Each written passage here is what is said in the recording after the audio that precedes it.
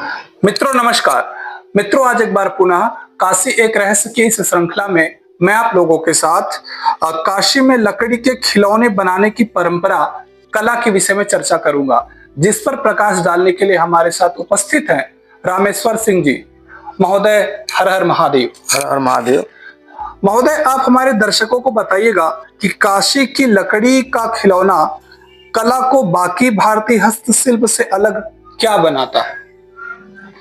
हमारा जो काशी का लकड़ी खिलौना है जी, एक इसकी अलग पहचान है जी, हम लोग जो खिलौना बनाते हैं जी, तो सांस्कृतिक जो हमारी परंपरा है जी, उसके ऊपर बनाते हैं जी, और उनकी कहानी के ऊपर ही हम अपने लकड़ी का, जैसे कि कृष्णा झांकी हुआ, जी, तो जो जो कृष्ण जी के अपने समय में उन्होंने मंचन किया, जी, जैसे कि आपका कंस वध हुआ, जी, किस जन्म हुआ, जी, ये सब तरह के खिलौने हम लोग बनाते हैं। ये हमारी काशी की पहचान है। जी, यहाँ पे देवी देवताओं का, ये हमारा काशी शहर है तो ज़्यादा चीज देवी देवताओं के ऊपर ही बनती है। जैसे कि यहाँ पे आपने देखा होगा कि रामनगर के काशी नरेश जी हैं। जी, जब यहाँ का रामलीला होता है तो हाथी पे बैठ के वो जाते हैं अपने रामलीला ग्राउंड पे, जी, और वहाँ पे उसी जगह पर उनका सब कुछ हाथी पे बैठ के ही देखते हैं, या उनका मंच एक सजाया जाता है वहाँ बैठ के देखते हैं। और जब यहाँ पे भरत मिलाप होता है, जी, काशी का रामलीला के भरत मिलाप होता है, जी, तो हाथी पे ही बैठ के जाते हैं वो। तो उनका एक हम लोग स्वरूप बनाए हुए हैं, हाथी पे बैठ के हम एक मॉडल बनाए हैं जो कि उस काशी नरेश को बोला जाता है वो। तो पुरानी संस्कृति जोड़ते हुए हम वुडन टॉयज बनाते हैं। निश्चित रूप से काशी में जिस तरीके से आपने लकड़ी के खिलौनों की परंपरा को आज भी जीवित रखा है महोदय, आप उसके लिए निश्चित रूप से बधाई के पात्र हैं। और मुझे लगता है ये जो माला भी आप पहने वो लकड़ी का ही बनाया हुआ है। जी, ये माला भी लकड़ी का बनाया हुआ है। जी, ये जब हमारे प्रधानमंत्री जी देश और विदेश से कोई गेस्ट आता है जी, तो ये लकड़ी की माला हमसे वो मांगते हैं और उनका ये माला अर्पण करते हैं, जिससे कि ये माला कभी खराब नहीं होती है। जी, और लोग अपने साथ में इस माला को घर ले आते हैं। जी महोदय, अगला प्रश्न मेरा आपसे रहेगा, क्या आज भी ये खिलौने पूरी तरह हाथ से बनाए जाते हैं या कुछ मशीनों का भी उपयोग होता है? ये पूरी तरह हाथ के द्वारा ही बनाए जाते हैं। जी, अभी हमारे यहाँ पे गांव में बिना मोटर का, जी, बिना मशीन का, इसको बोलते हैं एक हत्थी। अच्छा, एक हाथ से खींचेंगे, एक हाथ से बनाएंगे उसको। जब ज्यादा प्रोडक्शन की डिमांड होती है जी, तो एक आदमी खींचने वाला, एक आदमी बनाने वाला, दो हत्ती उसको बोलते हैं। एक आदमी आदमी की संख्या बढ़ाई जाती है आपके यहाँ, लेकिन मशीनों का प्रयोग नहीं किया जाता। जी, तो दो हत्ती हो गया। अब हमको क्या है कि दोनों लोग को और ज्यादा प्रोडक्शन देना है जी, तो एक तो हम छोटा सा खाली मोटर लगाएंगे उसको खाली टर्न करने के लिए। अच्छा, उस लकड़ी को टर्न करने के लिए एक मोटर लगाते हैं। बाकी जो काम सब पूरा हाथ का है, उसका शेप देना, उसमें कलरिंग करना, ये सब पूरा हाथ से काम उसको होता है। ये हम लोग का कुंद मशीन है जी, कुंद मशीन को टर्न करने के लिए एक मोटर लगा देते हैं कि वो फास्ट काम करे और फास्ट प्रोडक्शन दे, जिससे सबको प्रोडक्ट मिल सके, कम समय में ज्यादा प्रोडक्शन मिल सके। महोदय, कौन कौन सी लकड़ियां इन खिलौनों के लिए उपयोग की जाती हैं और उसके चुनाव के लिए क्या विशेषताएं उनमें होनी चाहिए? ये बहुत अच्छा प्रश्न आपका है जी, कि हम कौन सा लकड़ी इसमें प्रयोग करते हैं। जी, प्राचीन काल से हमारे पूर्वज जी, सॉफ्ट वुड जो कि जलाने की लकड़ी काम आती है जी, और वेस्टेड वुड होता है, उस पर हम लोग काम करते हैं। पूरे विश्व में जो लकड़ी खिलौना बनता है और कलर वाला होगा तो वो सॉफ्ट वुड में बनता है, और वो बच्चों के लिए एक औषधि के रूप में जो लकड़ी प्रयोग होती है वही लकड़ी हम लोग प्रयोग करते हैं कि बच्चों को नुकसान न पहुंचे। उस लकड़ी का नाम है कोरैया वुड। कोरैया वुड जो कि प्रकृति हमको बिना बीजारोपण के देती है। अच्छा, और वो एकदम सॉफ्ट होता है, उसका कोई फर्नीचर नहीं बनता है और वो बच्चों के लिए कोई हानिकारक नहीं है। तो उसी वुड को लेकर के हम लोग अपना वुडन टॉयज बनाते हैं। 1984 में जी सेंट्रल गवर्नमेंट के अंतर्गत राज्य सरकार जो है 1984 में उसको राज्य सरकार ने उसको बंद कर दिया।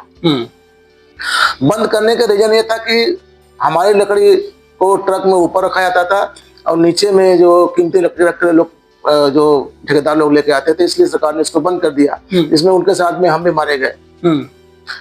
1984 के बाद में हमने दूसरे लकड़ी का चयन किया, यूकेलिप्टस वुड। अच्छा, वो भी सेम ही लकड़ी है, लेकिन फर्स्ट ग्रेड कोरिया वुड है, सेकंड ग्रेड यूकेलिप्टस वुड है। तो उसमें भी बच्चों को नुकसान देने वाले कोई चीज नहीं है। वो भी एक मेडिकेटेड वुड है, जिससे कि नुकसान नहीं देता है। हाँ, उसमें खासियत ये होती है कि ये जो इसका जो कलर होता है कोरिया वुड का, व्हाइट होता है, दूधिया कलर, और ये थोड़ा ब्राउनिश पे होता है यूकेलिप्टस का। तो थोड़ा सा उसमें अंतर होता है। बाकी उसी समय से हम लोग काम उस पर कर रहे हैं 1984 के बाद में। और आज हम लोग को यूकेलिप्टस की लकड़ी के लिए भी थोड़ा सा परेशानी हो गया है कि क्योंकि ये लकड़ी कागज मिल में जाने लगी है जी, जिससे इसका जो हम लोग को डिमांड होता है तो मिल नहीं पाता है। लकड़ी बहुत महंगी हो गई है। 500 रुपये पहले मिलती थी, अब हो गई 22 से 2500 रुपये कुंटल हो गई है। जिससे ये लकड़ी का खिलौना बनारस का जो संकट में आ गया है। हम सरकार से फिर से डिमांड किए हैं कि हमको कोरिया लकड़ी हमको दिया जाए। और इसी क्रम में माननीय प्रधानमंत्री जी अपना एक प्रतिनिधि मंडल जो कि बनारस से भेजे थे जी, जो कि हमारे यहाँ पर उन्होंने विजिट किया और अपनी जो वुडन टॉयज की जो कुछ समस्याएं थी हमने उनको अवगत कराया। हमने मूल रूप से लकड़ी को प्रथम रखा हुआ है कि लकड़ी नहीं मिलेगी तो काम ही आगे नहीं बढ़ेगा जी।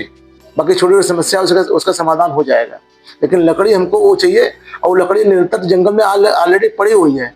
वो लकड़ी किसी काम के नहीं आती, खाली जलाने खाली काम आती है।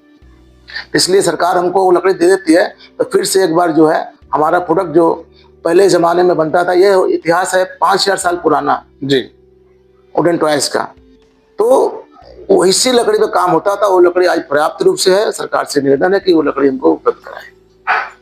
अभी आपने लकड़ी की बात की और उसके बाद कलर की बात करी उसमें, तो उसी बात को ध्यान में रखते हुए इन खिलौनों के रंग और डिजाइन में कोई पारंपरिक या धार्मिक महत्व होता है? हाँ, हमारे यहाँ पे एक सिंदूरा जो शादी में बनता है जी, सिंदूर दान जिसको बोलते हैं। जी, जी, जब कोई शादी होती है तो एक सिंदूर जाती है जो कि उसमें सिंदूर रखा जाता है, लड़का पक्ष लेकर जाता है उसको। वो लकड़ी का बनता है और वो उसके जो कलरिंग होती है लाल रंग की, वो लाह कलर होता है। अच्छा, चपड़े से लाख के कीड़ा के द्वारा उसको चपड़ा आता है। उस चपड़े में नॉन टॉक्सिक कलर मिला करके लाल कलर उसको बनाया जाता है और वही कलर से जो लाल आपने देखा होगा सिंदूर दान लड़का पक्ष लेकर जाता है, अपनी पत्नी को सिंदूर डालता है उसको। तो ये सदियों से चला आ रहा है और समय समय पे कुछ उसमें डिजाइन में परिवर्तन होता है कि लोगों को आकर्षित करे, तो वो डिजाइन परिवर्तन हम लोग करते रहते हैं डिमांड के ऊपर में। तो वो एक मार्केट में बहुत ज़्यादा चलनशील ये प्रोडक्ट है। और उसके साथ में हम लोग और भी जो हमारे जो कस्टमर ग्राहक हैं अपना कोई भी चीज़ लेके आते हैं तो उसको भी हम लोग उनको बना के देते हैं। आज का जो दौर चल रहा है महोदय, वो प्लास्टिक का चल रहा है जी। तो महोदय, सस्ते प्लास्टिक और मशीनी खिलौनों के वजह से क्या इस पारंपरिक शिल्प को खतरा है? देखिए, एक दौर था 2002 से लेकर 2012 तक जी, इसमें पूरे विश्व में प्लास्टिक के खिलौना चाइना द्वारा बनाया गया और पूरा का पूरा संकट इस लकड़ी खिलौना उद्योग पर पूरे देश में आया जी, जिससे कि हम लोग को भुखमरी के शिकार हो गए जी, कि हम लोग का प्रोडक्ट बिक नहीं रहा था।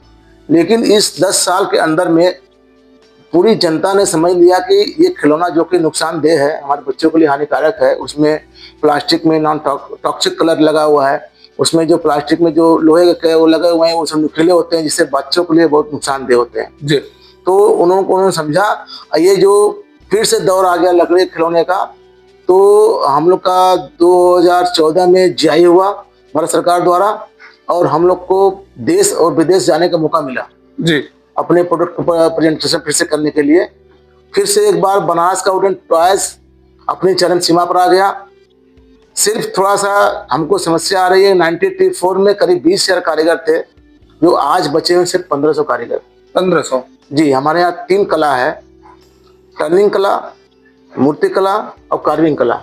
इसमें नियर अबाउट 500-500 कारीगर बचे हुए हैं। इसमें सरकार से निवेदन है कि हमको ट्रेनिंग की व्यवस्था करें, नया कैसे इसमें लोग जुड़ेंगे उसके लिए व्यवस्था करें, हम उनको ट्रेनिंग दें और जो ट्रेनिंग ले लें वो हमारे साथ में जुड़े, जिससे इसका जो डिमांड है हम लोग देश और विदेश को पूरा कर सकें।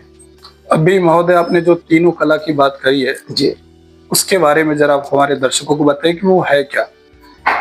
टर्निंग कला में क्या है कि एक कुंद पर जो हम लोग लकड़ी को पेस्ट करके डिजाइन बना करके उसमें लाल कलर चपड़ा चढ़ा करके सिंदूरदान बनाते हैं जी, वो टर्निंग कला में आती है। जी, मूर्ति कला में मतलब कि कोई स्टेचू है, जी, जैसे कि आपका देख रहे हैं ये इधर में राम जी का स्टेचू है, इधर कृष्ण जी के, मूर्ति कला में आती है ये। जी, तो इस मूर्ति कला को पूरा छिल के बनाया जाता है, इसका पूरा शेप दिया जाता है। इसमें कोई भी प्रयोग बिजली का नहीं होता है, इलेक्ट्रिक का किसी तरह का उसमें मशीनरी का प्रयोग नहीं होता है जी। और इसमें जो कलर लगता है सब नॉन टॉक्सिक है। नॉन टॉक्सिक, हाँ, जो कलर मतलब कि नॉन टॉक्सिक होगा तो कोई भी व्यक्ति को नुकसानदेह नहीं होगा जी। और तीसरा है आपका कार्विंग कला। कार्विंग कला में आप देखें अशोका पिलर जिसको बोलते हैं हम लोग, जी, अशोका स्तंभ बोलते हैं उसको। तो ये कार्विंग कला है, टर्निंग पर बनता है ये, लेकिन इसमें हाथ के थोड़ा सा टूल्स का प्रयोग होता है। उसमें एक टूल होता है जिसको उसको खोद करके उसको डिजाइन बनाते हैं उसको। उसका पूरा कोई शेर हुआ, कोई हाथी हुआ, कोई घोड़ा, उसको बनाते हैं। ज्यादा मांग की वजह से वो टूल को थोड़ा घुमाने का काम होता है, लेकिन काम है हाथ का ही, पूरा हाथ का ही है। कोई ऐसा टूल नहीं है कि उसमें लगा देंगे तो अपने आप बना के दे देगा हमको, वो हाथ के कला के द्वारा ही बनाया जाएगा वो। तो ये कार्विंग कला तीसरी कला है ये। इसमें लकड़ी का प्रयोग होता है, कैमा वुड का प्रयोग होता है। मूर्ति कला में जो लकड़ी प्रयोग होती है गूलर वुड का प्रयोग इस वक्त हो रहा है, और जो टर्निंग कला में है उसमें यूकेलिप्टस लकड़ी का इस वक्त प्रयोग हो रहा है। तीनों का कारीगर अलग अलग है, अलग अलग विधा में है और देश और दुनिया का में बनारस का नाम रोशन कर रहे हैं। महोदय, इस कला को जीवित रखने और आगे बढ़ाने के लिए आपकी क्या योजनाएं हैं? भारत सरकार और राज्य सरकार से हम ये चाहते हैं कि जो अभी हमारे पास में ट्रेंड जो कारीगर बचे हुए हैं, मास्टर आर्टिस्ट बचे हुए हैं, उनको साथ में ले करके नया टेक्नोलॉजी की मशीनें जी और नया ट्रेनिंग बच्चों को दे करके, उसको अगर नया टेक्नोलॉजी की मशीनें दे देंगे तो वो रॉ मटेरियल तैयार करेगा, उसे पेंटिंग का काम जो है स्किल डेवलपमेंट के द्वारा हो जाएगा और जो मास्टर आर्टिजन है उनकी देख रेख में ये फल फूल करके और अपना प्रोडक्शन बढ़ाएगा ये। जी। तो नई टेक्नोलॉजी की मशीन में आपको जैसे कि हमारे यहाँ पे जो संसाधन की कमी है और हम लोग अपने पुराने ही पैटर्न पर सब वुडन टॉयज को बनाते हैं, लेकिन अब आज की जरूरत होगी कि हर चीज़ का मापदंड होता है जी, कि जैसे कि ये लकड़ी कितने दिन चलेगी, ये कलर कितने दिन चलेगा, ये पैकेजिंग में होगा, पैकेजिंग में नहीं होगा। तो हमारा एक पैमाना है, भारत सरकार और राज्य सरकार से मेरा निवेदन है कि लकड़ी को सुखाने के लिए एक स्टीमिंग प्लांट होना चाहिए बनारस में जी, जिससे कि लकड़ी जब सूख जाएगी तो देश के साथ साथ विदेश में लकड़ी को माल खराब नहीं होगा, जैसे बनाएंगे उसी तरह से हो रहेगा। साथ साथ में जो कलर हम लोग लगाते हैं उसका टेस्टिंग लैब यहाँ होना चाहिए, जिसके कि वो हम सर्टिफिकेट दे सकें कि ये हमारा टेस्ट किया हुआ प्रोडक्ट है, इसमें 100% गारंटी है कि बच्चों को नुकसान नहीं देगा। तीसरा है कि लकड़ी हो गया, कलर हो गया, अब हम इसको अच्छे से पैकेजिंग कैसे करें जी, उसके लिए एक यहाँ पे पैकेजिंग की व्यवस्था होनी चाहिए। जैसे कि अमेजॉन है, फ्लिपकार्ट है, अपना माल अच्छे से पैकिंग करके 10 रुपए के माल को 100 रुपए में बेचता है वो। तो पैकेजिंग का बहुत बड़ा रोल है। अब ग्राहक के पास में सकुशल हमारा प्रोडक्ट पहुंच जाए, ये बहुत बड़ी बात होती है कि जिसने पैसा लगाया है उसको वो माल मिलना चाहिए जी। तो पैकेजिंग की व्यवस्था होनी चाहिए। और साथ साथ में भारत सरकार जो जीआई प्रोडक्ट है, हिंदुस्तान में सब जीआई प्रोडक्ट है, जितने आर्टिजन हैं, जितने हमारे शहर है, सब जगह का कुछ न कुछ जीआई है, वहाँ ओरिजिन है जी। और वो प्रोडक्ट को सरकार हाईलाइट करे अपने विभाग में और साथ साथ विदेश में बेचने के लिए जीआई प्रोडक्ट को ही प्रमोट करे, जिससे ग्राहक को अच्छा सामान मिलेगा और एक नंबर का सामान मिलेगा, पूरा गुणवत्ता के साथ मिलेगा। कोई भी चीज पूछनी होगी तो उसमें पूरा कारीगर का मोबाइल नंबर आता है कि ये लकड़ी कैसे लगी हुई है, कलर कैसा हुआ है, ये बच्चों को दे सकते हैं, मतलब पूरी इंक्वायरी इसमें आप दे सकते हैं। जी। तो 2000 जीआई होने के बाद में हम लोग को देश विदेश जाने का मौका मिला। हम चाइना भी 2019 में गए, 2022 में दुबई भी गए मार्केटिंग के लिए, और अपने देश में भी हर एक जहाँ जहाँ बड़े बड़े मंच है वहाँ पे हमने अपने वुडन टॉयज बनाया, स्टूडेंट टॉयज को प्रमोट किया, जिससे बहुत ज़्यादा इसकी डिमांड है। लेकिन प्रोडक्शन में इसमें कमी है, आर्टिजन्स बहुत कम है इसमें, इसको बढ़ाने की आवश्यकता है। महोदय, मेरा आपसे अगला प्रश्न रहेगा कि क्या सरकार या कोई अन्य संस्था आपके काम को बढ़ावा देने के लिए कोई सहयोग कर रही है? सेंट्रल गवर्नमेंट द्वारा जो है जी। वन स्टेशन वन प्रोडक्ट के माध्यम से प्रत्येक कारीगर को 15 दिन का अपना स्टॉल लगाने के लिए जो प्रोडक्ट बनाते हैं हमारे कारीगर भाई, जिसको बेचने के लिए स्टेशन पर उनको स्थान दिया जाता है, जिससे कि अपना माल बेच सके। इसी तरह राज्य सरकार जो है वन डिस्ट्रिक्ट वन प्रोडक्ट के अंतर्गत में उसमें सरकार से सब्सिडी द्वारा लोन मिलता है अपने जो लकड़ी खिलौना उद्योग को उसको बढ़ाने के लिए, एक अच्छे पैमाने पर ले जाने के लिए उसको सहयोग one station one district one product के माध्यम से मिलता है जी। और वन डिस्ट्रिक्ट वन प्रोडक्ट के माध्यम से मेले में भाग लेने के लिए भी व्यवस्था होती है, जो कि सरकार उसको रहने की व्यवस्था, खाने की व्यवस्था, स्टॉल फ्री मिलता है, अपना माल बेच करके वो अपना जीविकोपार्जन कर सकते हैं। और सरकार हम लोगों को 2 सीट रिजर्व रखती है, जैसे कि अभी जो निफ्ट जो है जी, सेंट्रल गवर्नमेंट की एक फैशन टेक्नोलॉजी की वहाँ पढ़ाई होती है, तो हम लोग को पढ़ाई के लिए 2 सीट हम लोग को रिजर्व रखी हुई है। हमारे जो आर्टिजन भाई है, अपने जो उनके बच्चे हैं, जो हमारा आर्टिस्ट कार्ड बना हुआ है, उसके माध्यम से उनको 2 सीट में दाखिला मिल जाता है, जिससे अपने बच्चों को आगे बढ़ा सकते हैं। साथ साथ कई योजनाएं, जैसे कि उनका बीमा भी होता है जी। भारत सरकार जो है 40%, राज्य सरकार 40%, केंद्र सरकार, और हम लोग को 10-15% लगा करके वो अपना बीमा कराती भी है। तो इस समय पर साल योजना चलती रहती है, जिससे कि जो कारीगर भाई चाहता है उसको उसमें भाग लेकर के अपना बीमा कराता है। महोदय, क्या आप इस कला को और अधिक लोगों तक पहुंचाने के लिए किसी वर्कशॉप या ट्रेनिंग प्रोग्राम पर काम कर रहे हैं? अभी भारत सरकार जो है हर स्कूल और कॉलेजों में स्किल डेवलपमेंट की बात करते हैं जी। तो हमारा वुडन टॉयज भी उसमें है। तो स्कूलों कॉलेज में बच्चों को ट्रेनिंग करके पढ़ाई होने के बाद में लोग सर्विस में जा सकते हैं और हमारे वुडन टॉयज को सीख लेते हैं तो अपने बिजनेस भी कर सकते हैं जी। तो सरकार ये योजना चला रखी है।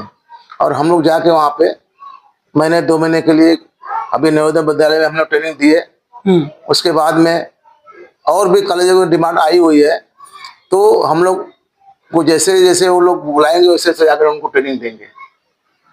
फर्स्ट स्टेज में हमने नवोदय विद्यालय में जो हमने ट्रेनिंग व्यवस्था की है 15 दिन की जी, और उनको अपने वुडन टॉयज के बारे में बताया। जो बच्चे इंटरेस्टेड होंगे तो उन्हें सरकार द्वारा 6 महीने की ट्रेनिंग, साल भर की ट्रेनिंग अगर दिया जाएगा तो बच्चे अपने प्रोडक्ट को वुडन टॉयज को सीख करके अपना जीविकोपार्जन कर सकते हैं। महोदय, अगला प्रश्न आपसे मेरा रहेगा, आपने लकड़ी के खिलौने बनाना कब और कैसे सीखा? इस यात्रा में आपकी सबसे बड़ी प्रेरणा क्या रही? मेरा ये पैतृक काम है जी। मेरे दादा, मेरे पिताजी ये काम करते चले आ रहे थे, तो हम लोग शुरू से, मतलब जब मैं 10-12 साल का था तो जो पिताजी काम करते थे उनका सहयोग करता था मैं जी। लोड़े छीलने में। और जब खाना खाने चले जाते थे हम मशीन में बैठ कर कुछ काम भी करते थे, जिससे कि हमको, मेरे पिताजी मेरे गुरु हुए जी। और वो काम करते करते करते हमको उसको नॉलेज हो गया। अब पूरा जो छात्र जीवन में हमारी जो फीस वगैरह थी मैं उसी फीस करके उसी से उसको जमा भी किया जिसको। और जो 93-4 के बाद में जब मैं BHU से पास आउट हुआ जी, तो अपने इस काम को आगे बढ़ाने के लिए मेरा मेन उद्देश्य था कि इसी काम को आगे बढ़ाएंगे, हम सर्विस नहीं करेंगे। ये हमारी पैतृक संपत्ति है, इसको ही आगे बढ़ाएं। और आज हमको ये काम करते 50 साल हो गया, और इसी क्रम में मैं हर गोष्ठी, भारत सरकार, राज्य सरकार की हर योजना में भाग लिया। जहाँ जहाँ सरकार ने हमको भेजा कि वहाँ जाइए, आप अपना दुकान पर लगाइए, वहाँ प्रदर्शनी लगाइए, अपने बनास कोटिंग टॉयज पे प्रमोट करिए, हम सभी सरकार के साथ में थे। और इसी क्रम में 2015 में हमको नेशनल अवार्ड मिला। 2014 में इसका जीआई हुआ, 2015 में नेशनल अवार्ड मिला। इससे हम उसी के दरमियान में हम 2 बार विदेश गए बनास के वुडन टॉयज को प्रमोट करने के लिए। जैसे हमने बताया कि आपको चाइना और दुबई में हो चुका हूँ। और थोड़ा सा इसमें क्या है कि सरकार बहुत ज़्यादा एक्टिव है कि कैसे इसका हम आगे इसको बढ़ाएं। तो समय समय पे सरकार जो है ट्रेनिंग की व्यवस्था भी करती है। समर्थ योजना के अंतर्गत इसमें प्रतिदिन 300 रुपया पर डे जो सीखता है उसको सरकार देती है, सेंट्रल गवर्नमेंट देती है। राज्य सरकार भी 200 रुपये पर डे देती है। तो जो राज्य सरकार और केंद्र सरकार की योजना है उसमें लोग ट्रेनिंग करते हैं 2 महीने के लिए, तो जो उसमें सीख के आते हैं तो उनको अपने पास हम रखते भी हैं, सीख लेते हैं। तो ऐसे ही इसका उद्धार होगा। लेकिन हम चाहते हैं कम से कम एक व्यक्ति 2 साल की ट्रेनिंग अगर ले तो उसको मैं इस लायक बना दूंगा कि वो कम से कम 500 से 700 रुपये पर डे का इनकम उनका हो जाएगा, वो खुद का कलाकार हो जाएंगे। और हमारा जो डिमांड है वो उनके द्वारा पूरा किया जा सकता है। हमारे पिताजी मेरे गुरु थे उन्हीं के माध्यम से मैं सीखा हूँ, और उन्हीं के मार्गदर्शन में पूरा ये उन्हीं की विरासत है जो कि बचाए हुए हैं, और हम भी बचा रहे हैं। मेरे बेटे भी काम कर रहे हैं, मेरी बहू भी काम कर रही है, और मेरे पूरे परिवार इसमें लगे हुए हैं इस कला को बचाने के लिए। और हमारा जो यहाँ पे पूरा कम्युनिटी है उसके हम कुंदरिका समाज उसके अध्यक्ष भी हम हैं, और समय समय पर उनका मार्गदर्शन करते रहते हैं। और जो भी परेशानियां होता है उनका समाधान करने के लिए राज्य सरकार और भारत सरकार को बताते रहते हैं, जिससे कि उनका मार्गदर्शन हो सके और उनकी जो समस्याएं उनको सरकार तक पहुंचाया जा सके। अब ये कुटीर उद्योग होने के साथ साथ में ये भी बड़ा उद्योग हो गया है। सरकार से ये निवेदन है कि जगह स्थान इसको बढ़ाया जाए, और इसी कारीगर के माध्यम से वो जगह को बढ़ा करके और देश दुनिया में जो डिमांड है उसको पूरी किया जा सके। जैसे हमारा काशी का और काशी के लकड़ी भारत का खिलौने और पूरे देश का नाम मतलब रोशन हो सके। काशी के लकड़ी का भी जो बहुत बड़ा एक महत्व है, सिंदूरा है, अब तमाम जो चीजें हमारी जो बनती है सब एक से एक चीज बनती है जो कि बहुत ज्यादा डिमांडेड होती है, लोगों को मिल नहीं पाती है। इसलिए सरकार से यही है कि ट्रेनिंग की व्यवस्था करे, नई टेक्नोलॉजी की व्यवस्था करे, लकड़ी की व्यवस्था करे, जो भी हमको सुविधा हमको दे सके सरकार उसको पूरा करे, जिससे कि और इसको बढ़ाया जा सके। महोदय, जो युवा इस पारंपरिक शिल्प को सीखना और आगे बढ़ाना चाहते हैं उनके लिए आपका क्या संदेश रहेगा? देखिए, पढ़ाई बहुत इंपॉर्टेंट चीज है। पढ़ाई तो आपको करना ही है। और उसमें बात फिर सेक्टर की बात आती है, सर्विस सेक्टर और बिजनेस सेक्टर। पढ़ाई करने के बाद ही आपको समझ में आएगा कि हमको क्या करना है। हम चाहते हैं कि आज के समय में जो है सर्विस सेक्टर थोड़ा सा दुर्लभ हो गया है, तो क्यों ना हम बिजनेस सेक्टर की तरफ अग्रसर करें। हम खुद काम सीख करके लोगों को रोजगार दें। तो हमारे यहाँ पास आए, हम उनको काम सिखाएंगे। जैसे वो 1 से 14 साल तक अपना परिश्रम करते हैं, हमको सिर्फ 2 साल दें और उस कला में निपुण होकर के अपने जीविकोपार्जन के साथ साथ में दूसरों को जीविकोपार्जन के लिए प्रेरित करें। ये हमारा उनको संदेश है, क्योंकि आज की टेक्नोलॉजी के हिसाब से अगर वो काम करेंगे तो अब वो अच्छा इसको लेकर जाएंगे, क्योंकि आज जो है ऑनलाइन का मार्केट हो गया है। तो इसमें जुड़ करके हमारा प्रोडक्ट को ऑनलाइन भी बेच सकते हैं, वो अपना प्रोडक्ट देश दुनिया में बेच सकते हैं, कहीं भी बेच सकते हैं, उसको फोटो द्वारा सब प्रस्तुत कर सकते हैं। सब बहुत सुविधा हो गई है। तो नया जो लोग हैं, आज की जो जनरेशन है, हम यही उनको कहें कि आए सीखें, टेक्निकल हैंड भी सीखें, और जो कंप्यूटराइज हुए वो सीखें, उनके हाथ में है। तो इस कला को लेकर के माननीय प्रधानमंत्री जी, माननीय योगी जी का हाथ को मजबूत करें और अपने इंडिया का जो प्रोडक्ट है उसको देश दुनिया में उसको प्रचार प्रसार और बेचें, अपना जीविकोपार्जन करें। महोदय, काशी में आपका अनुभव कैसा रहा? देखिए, हम काशीवासी हैं और हमारा जो अनुभव है काशी को छोड़कर कहीं जा नहीं सकते हैं।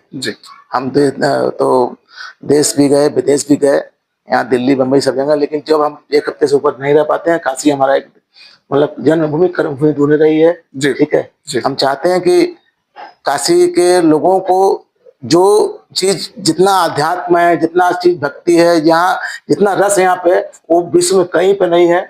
और हमारा जो काशी है एक क्या बोलते हैं उसका, अविनाशी है। यहाँ पे जो आते देखिए, यहाँ का अलग ही मतलब कि एक अनुभव है। जी। जो आता है यही का हो जाता है वो। ठीक है, जी। हर लोग चाहते हैं कि हम काशी में वास करें, तो काशी का महिमा तो अलग है। जी। काशी के लोग भी अलग है। ठीक है, तो हम यही चाहेंगे कि काशी हमारा ऐसे सबका उद्धार करता रहे जी। और लोगों को अपने में समेटे रहे और उनका कल्याण होता रहे। अभी मैं देख रहा हूँ विश्वनाथ जी का जो जी मंदिर है वो भी आप लकड़ी के द्वारा उसको बनाए हैं, और महादेव भी हमारे पीछे विराजमान है। हाँ, ये माननीय प्रधानमंत्री जब आते हैं बनारस में, जी। तो जब काशी कॉरिडोर का उद्घाटन हुआ तो हमारे भाई लोग ही, हमारे ही मतलब कि मार्गदर्शन में उन्होंने उनको मोमेंटो भेंट किया। और जब ये आपका संसद भवन बना जी। नया वाला, जी। तो उसको 15 संसद भवन इसी जगह से बनाकर नया पुराना हमने बनाकर उनको भेजा। आप ही ने? जी जी। हम पुराने आर्टिस्ट, हमारे बेटा नया आर्टिस्ट, वो नए टेक्नोलॉजी को उसको ऐड करके उसको बना करके उनको 15 भेजा। और जो अभी जीत कर आए थे, तो हमने किसान दिया था, अपने देखा किसान उन्होंने मंच गया, तो हम ही बनाए थे। ठीक है, अच्छा। तो ये आपका सौभाग्य है, बनारस का सौभाग्य कि वो जो बनारस के कारीगर से ही अपने को ज्यादा से ज्यादा और प्रोडक्ट को अपने विदेशी व्यक्ति को देते हैं। जी। आप कहीं जाते हैं ना, तो हमारे जीआई प्रोडक्ट ही वो लोग देते हैं। गिफ्ट में जो देते हैं ना, देखे होंगे कि आपने कभी मूर्ति दिया, कभी लकड़ी का कुछ दिया, कभी कुछ दिया, मतलब जीआई प्रोडक्ट को देते हैं वो। यहाँ गंगा जल भी दिए मॉरिशस को, जी। लोटे में भर करके। जी। ठीक है, उनका अंगवस्त्र दिए बनारस के लोगों को। तो हमारे जो प्रधानमंत्री एज एक ब्रांड एम्बेसडर बहुत बड़े हैं। ठीक है, कहीं ना कहीं प्रधानमंत्री महोदय जी, जो कि हमारे माननीय नरेंद्र मोदी जी हैं, जी, उनकी काशी पर बड़ी विशेष बड़ी कृपा है, कृपा रही है। हमारे यहाँ सांसद भी है वो, उनका एक अधिकार भी है।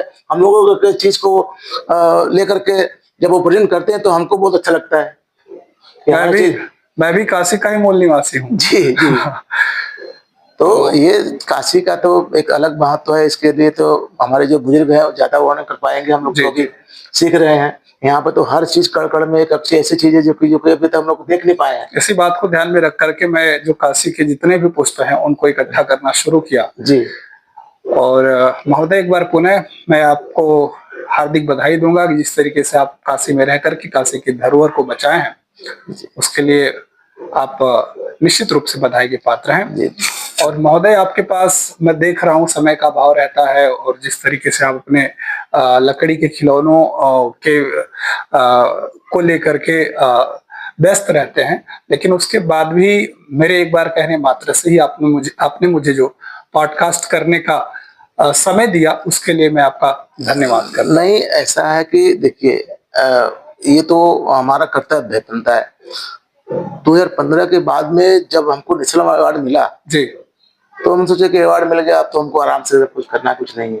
लेकिन नहीं, अवार्ड मिलने के बाद जिम्मेदारी और बढ़ गई। जी। तो पूरे देश और विदेश से भी जी लोग मेरे यहाँ आने लगे और वुडन टॉयज के बारे में रिसर्च करने लगे। एक सब्जेक्ट बन गया पूरा गवर्नमेंट का, जहाँ कॉलेजों में जो हमारे फैशन डिजाइनिंग कॉलेज में बच्चे आते हैं, वुडन टॉयज के बारे में रिसर्च करते हैं, तो उनको नंबरिंग मिलती है, मार्क्स मिलते हैं उस पर। जी। अभी कल बच्चे नेफ्ट से आए थे, फिर वो गुजरात से आए थे। मतलब हमेशा आते रहते हैं, उनका हम मार्गदर्शन करते हैं, उनको पूरा बताते हैं कि उनकी प्रोसेसिंग बताते हैं, कैसे लकड़ी, कौन सी लकड़ी लगती है और कौन सा कलर लगता है, कैसे इसका मैकेनिज्म है, कौन सा पेंट लगता है। पूरा डिपार्टमेंट मेरे पास है जी, छोटे से सेटअप में पूरा डिपार्टमेंट है। मैं उनको बताता हूँ, वो तो कहते हैं कि हमें तो देखा नहीं यहाँ तक, ऐसे लकड़ी कैसे बनता है ये, हम तो प्लास्टिक के खिलौने से खेला। हम कि नहीं, ये लकड़ी खिलौना है, ये आपके पिताजी, आपकी माताजी, आपकी दादी सब खेली इसी से। तो जो नए बच्चे अभी नहीं जानते, जो आते थे, उनको अद्भुत लगता है कि हम कहाँ आ गए जी।